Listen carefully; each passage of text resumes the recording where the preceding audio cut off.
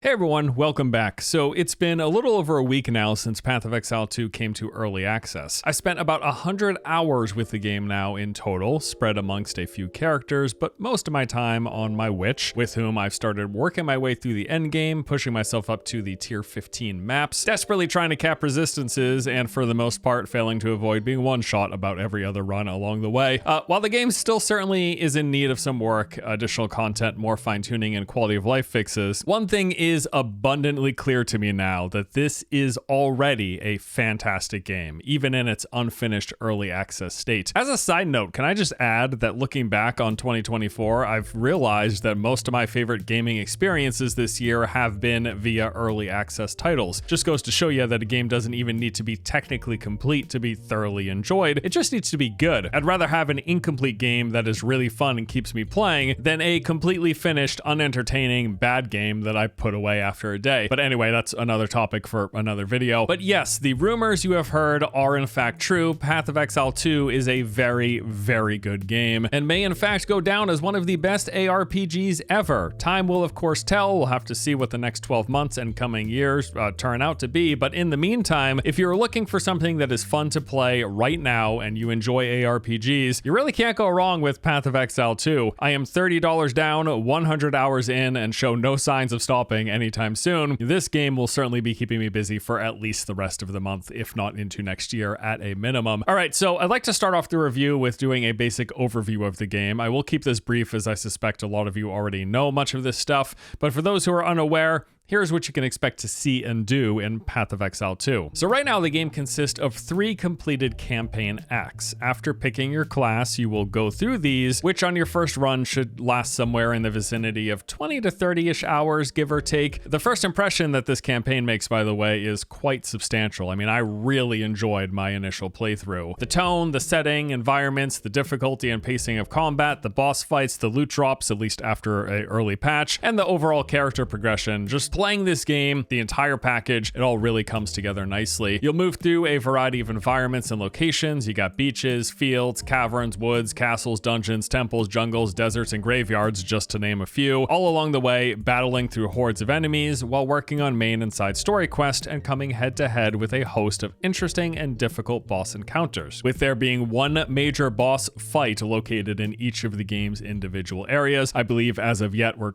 looking at about 50 total unique bosses. There are quite a few unlocks and challenges along the way as well, various side bosses and quest objectives that reward permanent buffs to your resistances, your character stats, and even skill points. And then there is your Ascendancy trials, which you will encounter in the campaign initially. These are fairly difficult challenges you must complete in order to unlock points for your class Ascendancy, which we'll get to later on here. Now, once you've completed the initial campaign playthrough, you actually run it back. This time on the cruel difficulty, going through the same 3 acts a second time, but now against more challenging enemies. Now, this structure is a placeholder for the early access launch come full release, which is happening in 2025. We will be getting an additional 3 different acts for a total of 6, but in the meantime, yes, you are playing through the first 3 acts 2 times. In the second run, it is much quicker than the first. I think I actually completed it in a single afternoon, given the fact that I know the boss fights, the quest objectives, and just have a better sense of the game. I'm better at playing at it. My build's better. It just all really cut the playtime down substantially for that second run. Yes, the difficulty was technically higher, but frankly, in practice, everything felt easier and the process went smoother. Now, after your second run, you're going to get a few new sequences upon defeating the Act 3 final boss, at which point it is time to start the endgame. Now, bulk of the endgame consists of what is referred to as mapping. This has you moving through this overworld atlas, completing maps, which are procedurally pieced together dungeons of sorts of all of the areas and locations that you explored in the campaign. From your starting position at the Ziggurat Refuge, you will progress outward, moving from one node to another or one map to another, attempting to complete each of them successfully, collecting loot and progressing further through the atlas in the process. So a majority of the current endgame systems are all accessed and engaged with here in the atlas and going through this mapping process. Now, not only do these maps vary in their environments, the locations and layouts, but there are also many types of content that you can choose to interact with in them as you please. So maps start off at tier 1 and then go up to tier 16 with increasing modifiers, more challenging enemies, lowered resistances, and some variety of events and activities that you can find within. These include things like Ritual, where you'll interact with a number of altars around the map, fighting off waves of enemies at each. There's Delirium, which has you fighting off as many monsters as fast as possible to build up your meter. If you do this quickly enough, you can even spawn a boss fight. There is Breach, where you open up a breach to another dimension and have to fend off an insane amount of enemies. There's Expedition, where you have to place where to put your bombs, these explosives at this excavation site, which opens them up, having you fight enemies but collecting rewards in the process. And then there is straight up bossing, where some of the maps will actually contain a boss fight of which you played through in the campaign. You gotta fight the boss again. This even has its own skill tree associated with it. In fact, all of these endgame activities have their own skill tree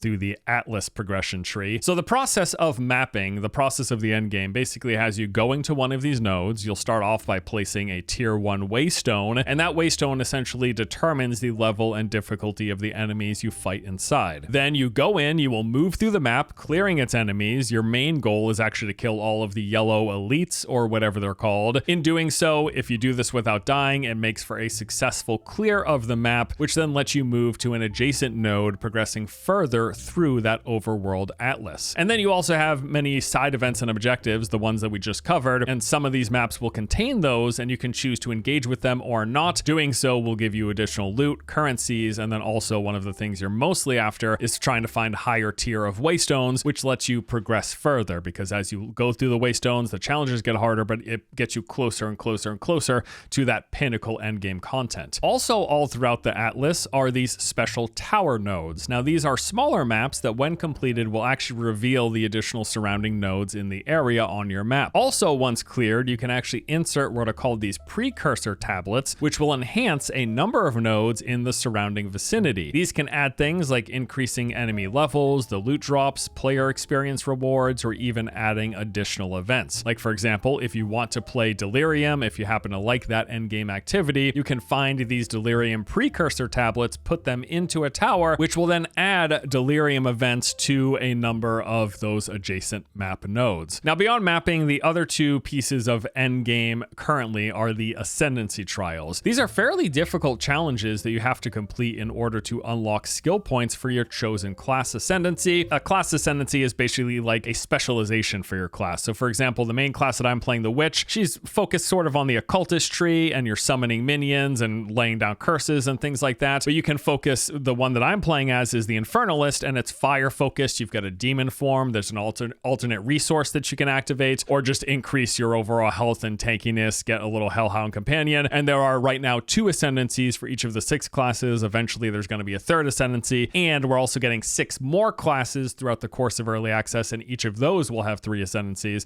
But anyways, the ascendancy is a decision that you're going to make as you're progressing your character, which is going to help you fine tune your build into a certain sort of theming. And in order to get points for those, while you get normal skill tree points just by leveling up or by those map unlocks, to get the ascendancy points, you have to complete these ascendancy trials. So there are 2 main trials. There is first the Trial of Sekimas. This uses this honor system, which basically means you don't want to get hit while you're playing, while you're going through the trial, by anything at all. So you move through these rooms, and you will either be fighting off enemies or navigating some sort of a maze full of traps. Your main goal is to just take as little damage as possible the entire time, because damage taken translates to honor lost, and when your honor level reaches 0, you will fail the run. So the trial is presented in floors broken up into rooms with branching paths that give you some choices along the way. Each one of the rooms will have some sort of a modifier to the challenge. Sometimes these will grant you a bane or a boon, which is either like a buff or a debuff, helping you along or making things more difficult. And then at the end of each floor, there is a boss fight. These fights are different for the 4 floors. They get progressively harder. As of now, we know there are at least 4 floors. There might be more planned later, but that's the highest that I've seen. And then there's also an additional layer of progression for the Trial of Sekimas, where you have these artifacts. Before your run, you can slot them in. When you put your key in, you've got spaces to put artifacts,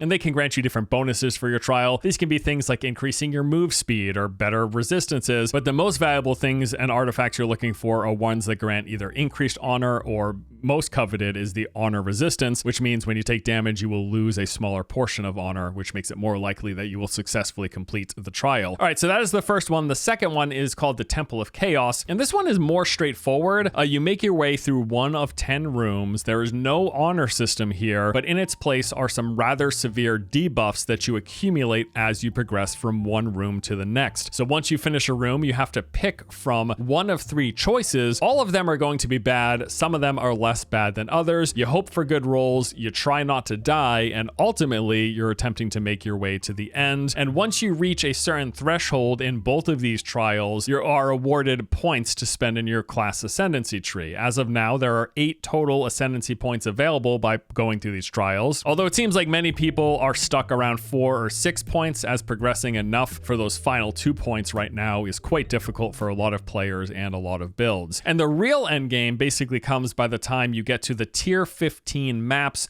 at which point you're probably going to want to start focusing on which of the various modes that you like engaging with. This is when a lot of the outer parts of your Atlas skill tree will open up with specific sections that let you modify maps further, like for the stuff that you like doing. So for example, if you like bossing, you can invest in the bossing nodes, and this will do things like add difficulty levels past the normal tier 15 maps and offer greater rewards for you as a result. Each of the endgame activities that we've covered here has some kind of progression like this. There are also nodes around the map that we still don't even fully understand as of right now, or I don't fully understand at least. Some of these seem to be related to the pinnacle versions of each content type. So I'm talking about things like the Reliquary Vaults, the Citadel, and the Way Gates. I'll have to get back to you on this. I'm 100 hours in.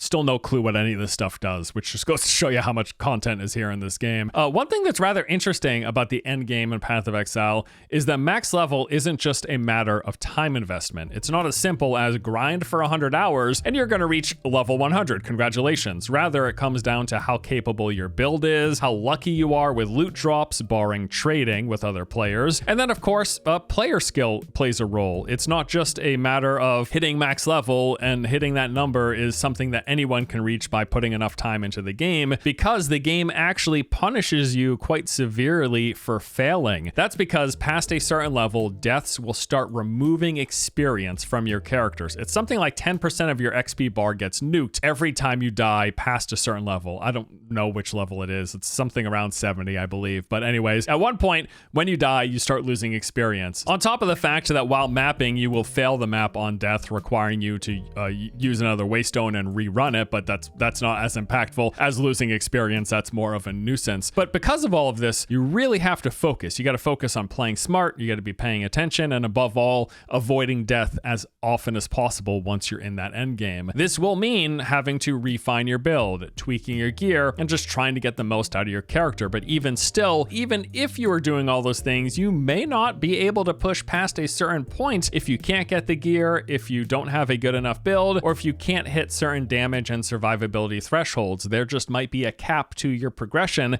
depending on your character, your build, and you as a player. Now, I can absolutely see this being a turnoff for some, but frankly, I like the challenge. I like the stakes that it creates, and I like the fact that it forces you to put more emphasis on paying attention, playing well, and yes, min-maxing. Of course, this also means that when there are busted builds, people who play those busted builds are going to have an easier time, but nevertheless, the overall experience this creates is one of actual challenge and triumph if you're able to overcome it. It makes things like defeating those endgame challenges, like the pinnacle bosses, an actual achievement, even if it is just an achievement of picking the most busted build. It's an actual challenge to overcome, not just a matter of sinking it enough hours. That's basically the main point here, and the part about it that I enjoy. Now, beyond creating or picking a strong build and getting lucky with gear drops, another big element in progression in this game is the crafting. Although it's not what you might expect when you hear the word crafting, you are not taking iron ore, smelting it into bars, and then making a sword from scratch. Crafting in Path of Exile is basically the process of modifying and enhancing the gear drops that you get. For the most part, you're hoping to find these workable pieces of gear that have some good baseline stats, and then modifying them with the game's variety of currencies. These include Orb of Transmutation, where you will upgrade a normal to a magical item, Orb of Augmentation, which will add a second modifier to magic items. Then there's the Alchemy Orbs, which will upgrade a normal to a rare, regal orbs, which upgrade a magic to a rare, chaos orbs, which remove one affix and replace it with another random affix. There's the veil orbs, which will unpredictably add things to an item. This is basically the endgame system of you really trying to min-max your gear as much as possible. The exalted orbs are like the primary currency. This is what most people trade with because it will add a new affix to a rare piece of gear,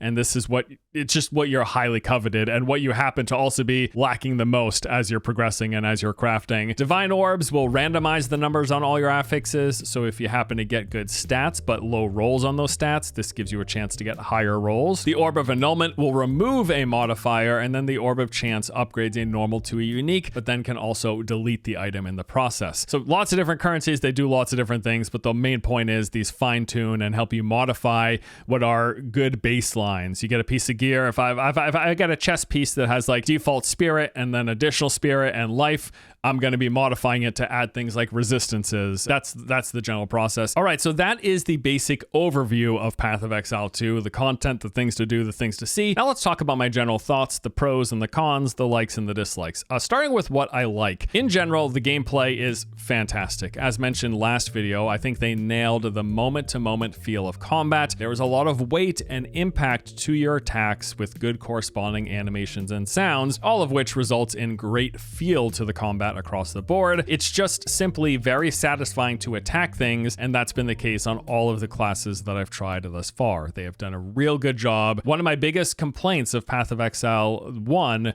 was that I didn't feel that sense of impact right out the gate in combat, but they have delivered it. Level 1, starting with a fresh character with your basic skills, even just basic attacks, there's an oomph to it, there's a heft to it, and I think they did a fantastic job. I also really enjoy the slower pacing of the game, at least initially. This was the case while playing through the campaign. Even on the second run of the campaign on cruel difficulty, it still had a basically slower pacing. Things definitely speed up though once you start getting to mapping, once you have more of your build online, you start getting better gear and unlock more Ascendancy nodes. But even still, I would say like those first 40 to 50 hours, things are on the slower side for sure, and they require you to really pay attention to avoid deaths while boss fights in particular. But even on blue and yellow mobs, like you got to pay attention, you got to dodge stuff, and you got to be very particular with your character positioning, with your ability and attack placements, like all that stuff. At least that was the case for the first half of the 100 hours that I've sunk. Things are starting to speed up already. I mean, at this point, we are already seeing glimpses of things speeding up quite dramatically, in fact,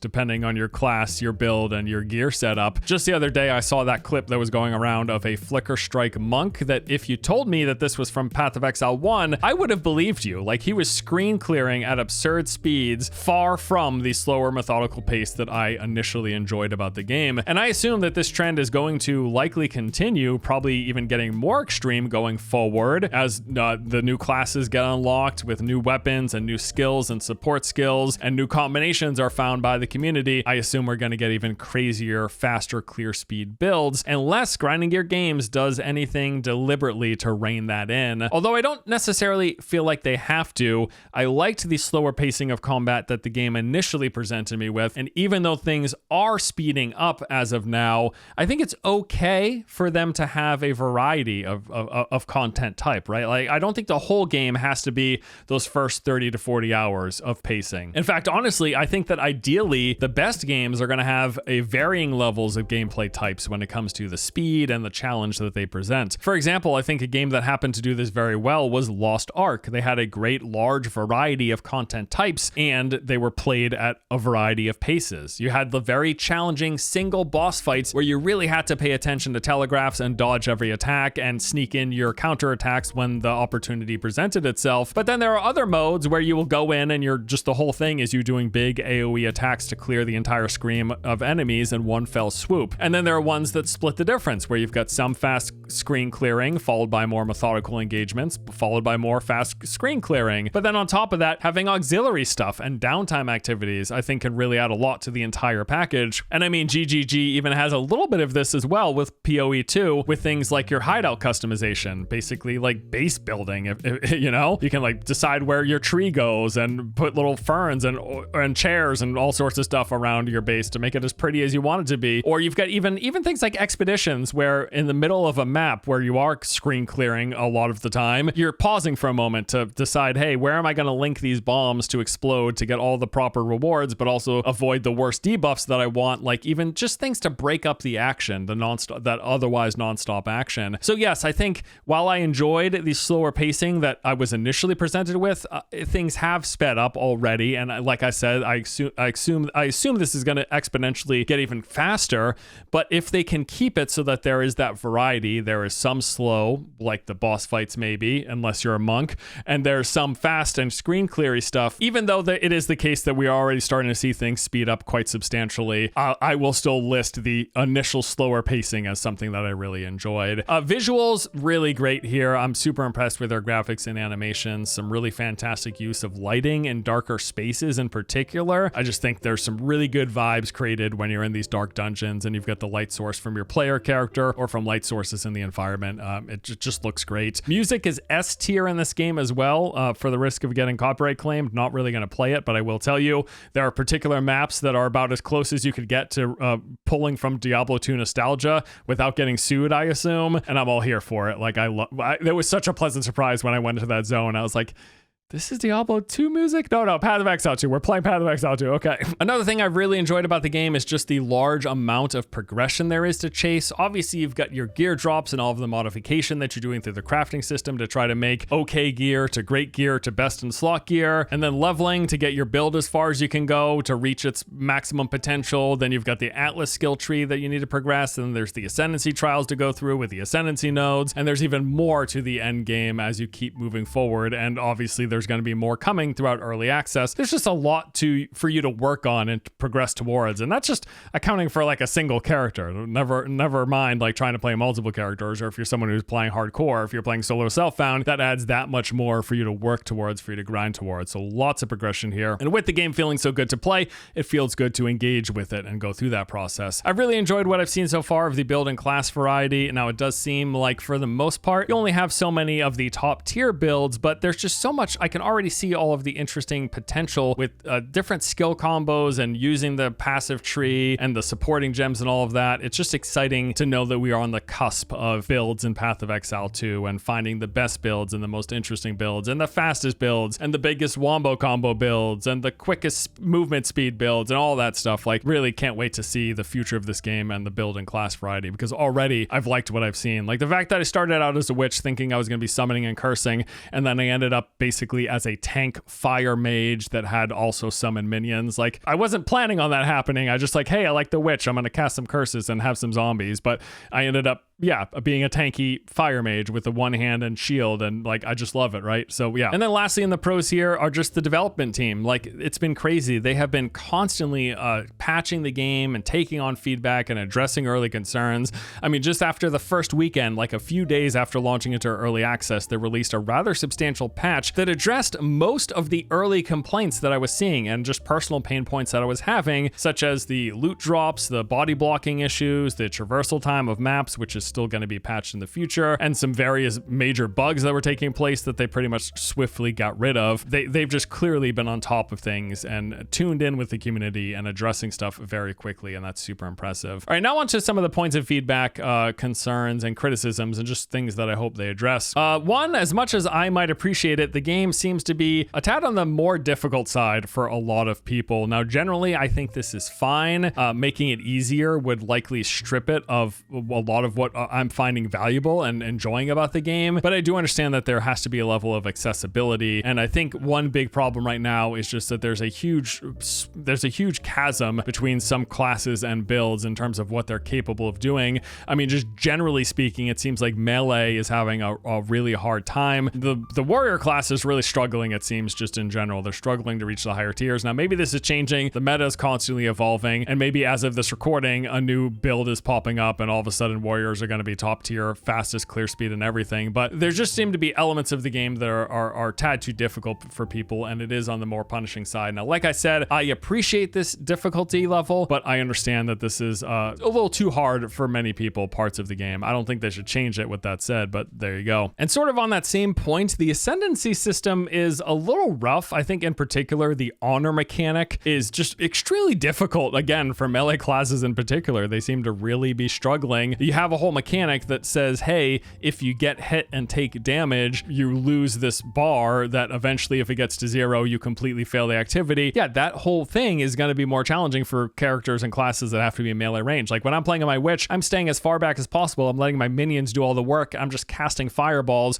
and trying to dodge any area of effects or projectiles that come my way. But I'm not required to be in the midst of things to deal damage to kill things, right? My minions are mostly doing the work for me. And so for that reason, with systems like the Ascendancy system and the whole honor mechanic, I mean, it's making it very, very, very, very difficult for people. On top of the fact that it seems like there's been some bugs where you would progress through the Ascendancy to a point that you should be awarded Ascendancy points, but you weren't given them for whatever reason, for a bug, presumably. Endgame in general seems a little hit or miss. Like the higher tier maps are exceedingly hard to access, and there are currently just too many one-shots in the game. Even if you are maxed out resistance, you're just getting one shot seemingly out of nowhere. And again, there are just many classes that basically cannot reach that point. Ultimately, in an ideal world, every single class will have one or a variety of builds that can reach the pinnacle of endgame, given player skill and getting the proper gear and get good rolls and crafting it to the point where you want and all of that, right? But right now, that just doesn't seem to be the case. This is partly an early access issue,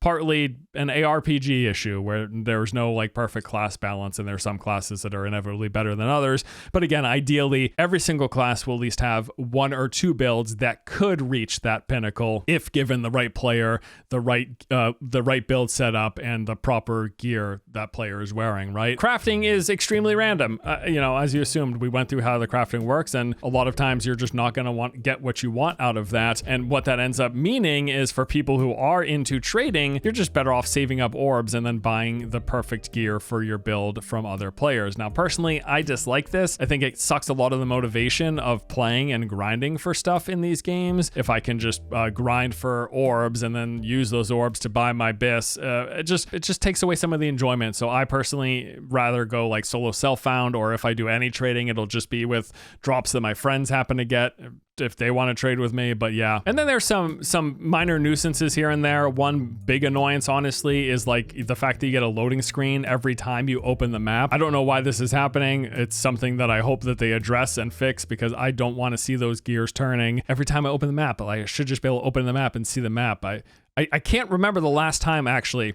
that I had to deal with a loading screen to open the map. I don't know what's causing this. I'm sure there's a good reason, and I assume that they're working on it, but I hope they work on it fast, because every time it happens, it's just annoying, frankly. And outside of that, there are a lot of other complaints that are commonly cropping up. You're seeing online, you're seeing other content creators raise concerns and issues about the end game and the progression system. But from what I can tell, a lot of these issues are just come down to things like balance tweaking and quality of life improvements. Now, we should be raising these concerns, but I don't really find value in having them in this review, because I expect most of this to be addressed throughout the course of early access. Because again, to me, a lot of the big complaints that have coming up have been down to things like balance tweaking, quality of life complaints, the way the progression ramp up and the difficulty is presented. Other than like just wanting more variety towards the end game, although there is plenty there, just further going down the path of mixing things up will of course be nice, and adding additional variety on top of what we already have. But in general, I mean, that about does it for my overall cons and thoughts of the game. TLDR of all of this is the evidence is all out there, right? You can see the user reviews. You take a look at how the game is performing. Like, it's just doing phenomenally right now. It's been over a week, and the game has basically maintained its peak player count of a bit over 500,000 daily concurrent peak players a week straight after launch. Like, it's doing really, we usually expect a drop to happen almost immediately after the first weekend, but it's been sustaining at such a high number. It's really, really impressive to see. Now, yes, the game is far from complete. We only have half the campaign. There are still 6 more classes and additional weapons to be added. Each of the current classes is still missing 1 Ascendancy, and there's clearly a lot more fine-tuning to be done. Also, the endgame feels incomplete and in need of fleshing out and balancing. But even with all of that being the case,